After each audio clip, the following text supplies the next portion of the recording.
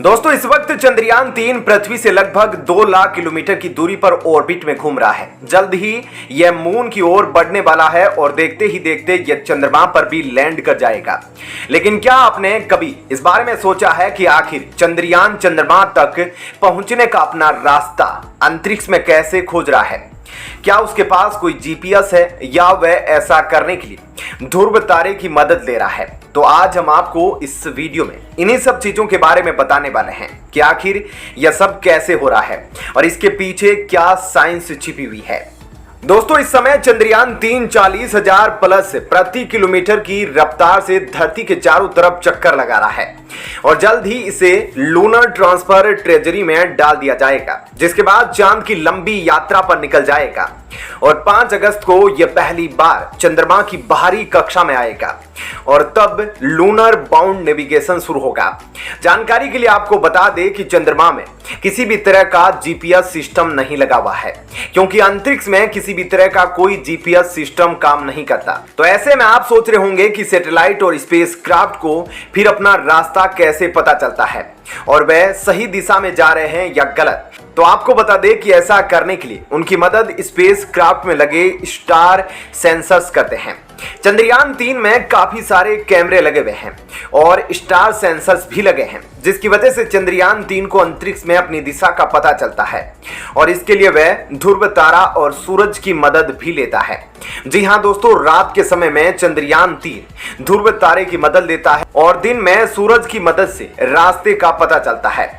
कुछ जानकारी के लिए बता दें कि ध्रुव तारा, जिसे पोल स्टार भी कहा जाता है, वह उत्तर दिशा की ओर इशारा करता है। ऐसे में अगर आप उसकी तरफ जा रहे हैं तो इसका मतलब होता है कि आप उत्तर दिशा में जा रहे हैं।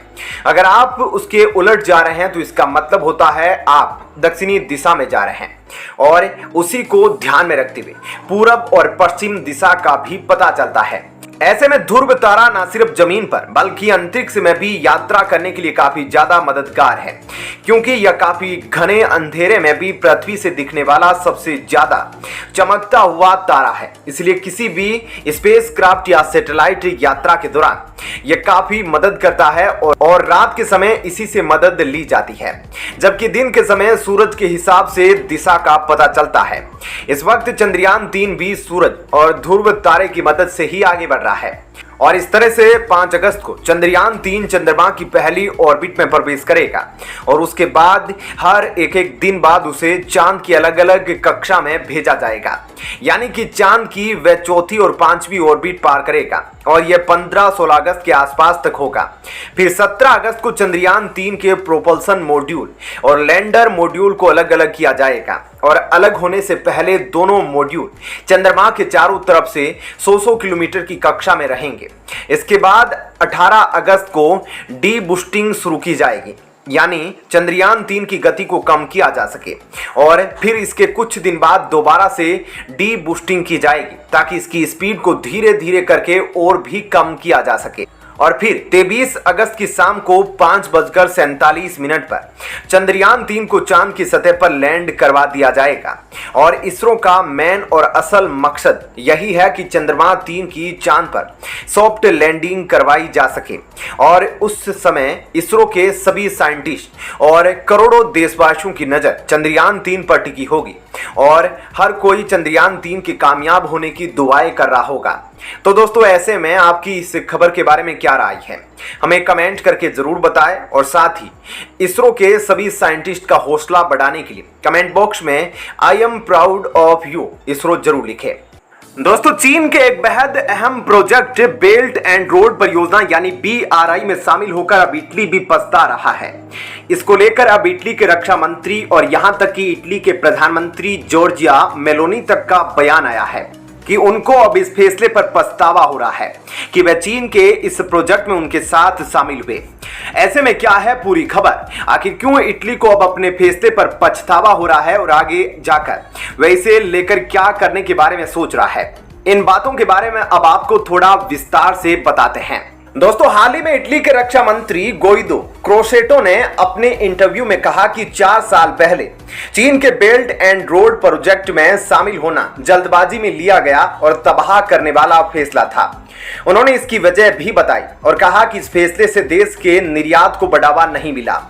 गोइदो क्रोसेटो ने एक मशहूर अखबार के साथ बातचीत में कहा कि नए सिल्क रोड में शामिल होने से चीन का निर्यात इटली में कई गुना बढ़ा, लेकिन चीन में इटली के निर्यात पर इतना असर नहीं पड़ा।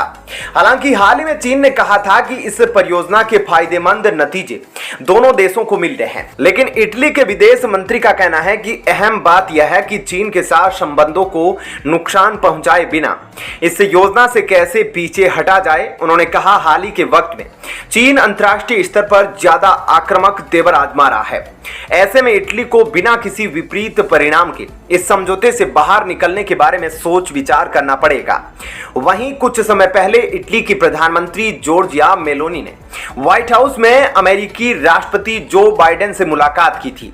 तब जॉर्जिया मेलोनी ने कहा था कि उनकी सरकार के पास BRI मुद्दे पर फैसला लेने के लिए दिसंबर तक का समय है। इसके साथ ही उन्होंने यह भी घोषणा की कि वह जल्द ही चीन की यात्रा करेगी। चीन और इटली के बीच हुए समझौते की बात करें तो इटली की पिछली सरकार ने मार्च 2019 में चीन के साथ BRI प्रोजेक्ट के लिए समझौता किया था और ऐसा करने वाला वे इकलौता विकसित पश्चिमी मुल्क था। तब अमेरिका, यूरोपीय संघ और पश्चिम के उनके दूसरे सहयोगियों ने इसके लिए इटली की आलोचना की थी। हालांकि इस साल मई महीने में इटली की नई प्रधानमंत्री जॉर्जिया मेलोनी ने संकेत दिए कि इटली इस समझौते से बाहर निकलना चाहता है। उन्होंने साफ साफ कहा कि चीन के साथ इस योजना से जुड़े हम G7 और यूरोपीय यूनियन में अकेले देश हैं, लेकिन इसका मतलब यह नहीं कि चीन के साथ अच्छे संबंध रखने के लिए इस समझौते में रहना जरूरी है।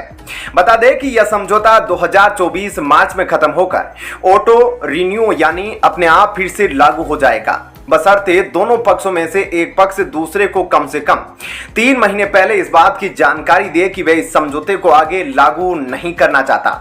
मेलोनी अपने चुनावी अभियान से पहले कह चुकी है कि इटली G7 का इकलौता देश है जो इस परियोजना का हिस्सा है और उन्होंने कहा था कि चीन को इटली या फिर यूरोप में विस्तार करने दिया जाए, वो ऐसा नहीं चाहती। यहां तक चीन के बेल्ट एंड रोड परियोजना की बात है तो यह एक ऐतिहासिक दौर के सिल्क रूट को फिर से बनाने की कल्पना पर आधारित है। इसके जरिए एशिया में मौजूद चीन को यूरोप और उसके अलावा दूसरे मुल्कों से जोड़ने की योजना है। साल 2023 में चीन के राष्ट्रपति शी जिनपिंग ने ऐतिहासिक व्यापार मार्ग को फिर से बनाने की कल्पना की और बेल्ट एंड रोड परियोजना की शुरुआत की और चीन का यह वैश्विक निवेश प्रोजेक्ट शुरू होने के 1 दशक के भीतर अमेरिका और लैटिन अमेरिका तक फैल चुका है। इसके तहत चीन दुनिया भर में ऐसे बड़े इंफ्रास्ट्रक्चर प्रोजेक्ट में निवेश करता है जिनके जरिए सामान ले जाना संभव हो सके। यूरोपीय bank for reconstruction and development के अनुसार चीन की बेल्ट एंड रोड परियोजना में अब तक 120 देश शामिल है। भारत के पड़ोसी श्रीलंका, पाकिस्तान, नेपाल, म्यांमार, बांग्लादेश और अफगानिस्तान भी इसमें शामिल है।